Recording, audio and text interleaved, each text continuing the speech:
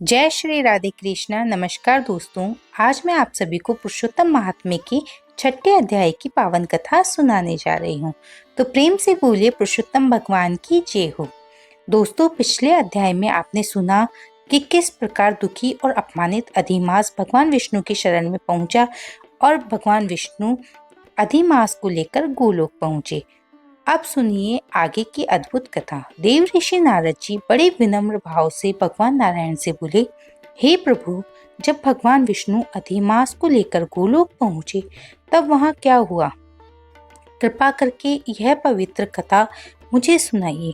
नारद जी की विनती सुनकर भगवान नारायण बोले, हे नारद, अब मैं तुम्हें वह दिव्य प्रसंग सुनाता हूँ जिसे सुनने मात्र से मनुष्य के पाप नष्ट हो जाते हैं। भगवान नारायण बोले, जब भगवान विष्णु अधिमास को लेकर गोलोक पहुंचे तब दूर से ही उन्होंने पुरुषोत्तम धाम की अद्भुत शोभा देखी। वह धाम अनगिनत मणियों और दिव्य स्तंभों से सुशोभित था। वहां का प्रकाश करोड़ों सूर्यों के समान तेजस्वी था। उस दिव्य तेज को देखकर भगवान विष्णु के नेत्र भी कुछ क्षणों के लिए चकाचौंध हो गए। धीरे धीरे वे आगे बढ़ने लगे। उनके साथ दुखी अधिमास भी कांपते हुए चल रहा था।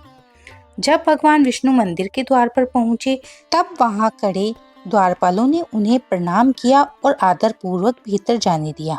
भगवान विष्णु जैसे ही मंदिर के अंदर पहुंचे, उन्होंने देखा कि बीचों बीच दिव्य सिंहासन पर स्वयं श्री कृष्ण विराजमान है। चारों ओर गोपियां खड़ी है। वातावरण में मधुर संगीत गूंज रहा है और श्री कृष्ण की मुरली की ध्वनि पूरे गोलोक को आनंद से भर रही है। भगवान श्री कृष्ण का स्वरूप अत्यंत मनोहर था। उनका श्यामल शरीर करोड़ों कामदेवों को भी लज्जित करने वाला था।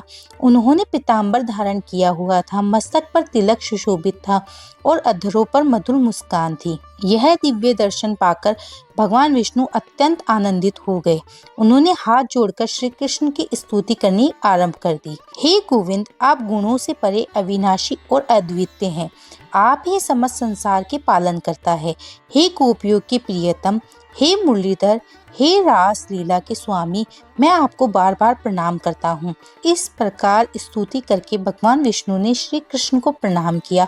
तब श्री कृष्ण ने प्रेम पूर्वक उन्हें अपने पास बैठने का संकेत दिया। भगवान विष्णु श्री कृष्ण की आज्ञा से रत्नों से बने सिंहासन पर विराजमान हो गए। कथा में कहा गया है कि जो मनुष्य प्रतिदिन प्रातःकाल इस स्तुति का पाठ करता है, उसके सारे पाप नष्ट हो जाते हैं और उसके जीवन में शुभता आने लगती है। उधर अधिमास अब भी भय और दुख से कांप रहा था। वह धीरे धीरे आगे बढ़ा और श्री कृष्ण के चरणों में गिर पड़ा। उसकी आंखों से आंसुओं की धारा बह रही थी। तब भगवान श्री कृष्ण ने आश्चर्य से भगवान विष्णु की ओर देखा और बोले, हे विष्णु, यह कौन है? इतना दुखी क्यों है? गोलोक में तो कभी कोई शोक या दुख नहीं होता। यहाँ रहने वाले तो सदा आनंद में मगन रहते हैं, फिर यह क्यों रो रहा है? भगवान विष्णु बोले, हे मुरलीधर, यह अधिमास है। यह अत्यंत दुखी और अपमानित है। संसार में किसी ने भी इसे सम्मान नहीं दिया, क्योंकि यह सूर्य संक्रांति से रहित है, इसलिए लोगों ने इसे अशुभ मान दिया। शुभ कार्यों में इसे त्याग दिया गया। किसी ने इसे अपना नहीं माना। भगवान विष्णु आगे बोले, हे प्रभु, द्वादश मासों के अपने अपने स्वामी हैं, परंतु इस अधिमास का कोई स्वामी नहीं था। इसी कारण सबने इसका तिरस्कार किया। इसके दुख इतने बढ़ गए कि यह अपने प्राण त्यागने को भी तैयार हो गया था। तब दयालु लोगों ने इसे समझाया और आपकी शरण में आने के लिए कहा। यह रोता हुआ मेरे पास आया और अपना सारा दुख सुनाया। प्रभु, अब इसकी रक्षा केवल आप ही कर सकते हैं। भगवान विष्णु की आंखों में भी करुणा भर आई। वे बोले, हे जगतपति, जो आपके चरणों में आ जाता है उसका दुख अवश्य दूर होता है, इसलिए मैं इसे आपकी शरण में लेकर आया हूँ। अब इस दुखी अधिमास पर कृपा कीजिए। इतना कहकर भगवान विष्णु हाथ जोड़कर श्री कृष्ण के सामने खड़े हो गए। पूरा गोलोक शांत हो गया। सभी की दृष्टि श्री कृष्ण पर टिक गई। अब आगे क्या होगा?